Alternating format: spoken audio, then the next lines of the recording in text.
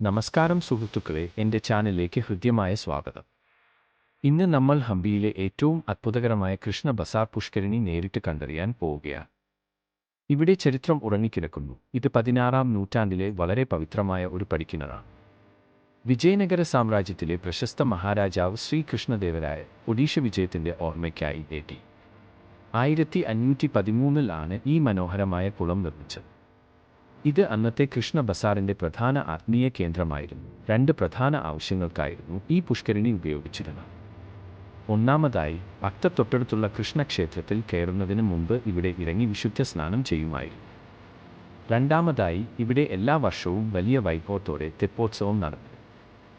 ഉത്സവ നാളുകളിൽ വിഗ്രഹങ്ങൾ മനോഹരമായി അലങ്കരിച്ച വട്ടത്തോണികളിൽ ഇരുത്തി ഈ കുളത്തിൽ വലം വെക്കുമായിരുന്നു. എന്നാൽ AD 1565 ഹംപി ആക്രമിക്കപ്പെട്ടപ്പോൾ ഈ പുഷ്കരിണിയും പൂർണ്ണമായി തകർക്കപ്പെട്ടു.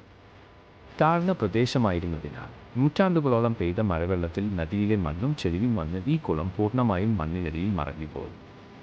പിന്നീട് വന്ന കർഷകർ ഇതിനു മുകളിൽ തഴച്ചുവളരുന്ന വാഴത്തോട്ടങ്ങൾ വെച്ചുപിടിപ്പിച്ചു. അടുത്ത കാലത്തായി archaeological survey of India (ASI) ഏറെ ശ്രമപ്പെട്ട് ഇവിടുത്തെ ചെളി നീക്കം ചെയ്യുകയും തകർന്ന കൽമണ്ഡപങ്ങൾ പുനർനിർമ്മിച്ച് ഈ കുളത്തിന് അതിൻ്റെ പുരാതന പ്രൗഢി തിരിച്ചു കൊടുക്കുകയും ചെയ്തു. ചരിത്രപരമായ ഈ വീഡിയോ നിങ്ങൾക്ക് ഇഷ്ടപ്പെട്ടെങ്കിൽ ദയവായി ലൈക്ക് ചെയ്യാനും ചാനൽ സബ്സ്ക്രൈബ് ചെയ്യാനും മറക്കരുത്.